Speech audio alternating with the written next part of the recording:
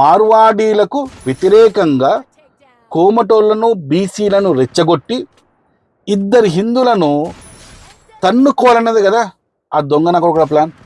మార్వాడీలకు వ్యతిరేకంగా కోమటోళ్లను బీసీలను రెచ్చగొట్టి వాళ్ళ మధ్యలో గొడవలు సృష్టించి ఈ హిందువులు తన్నుకోవాలన్నదే ఈ దొంగల ప్లాన్ కదా.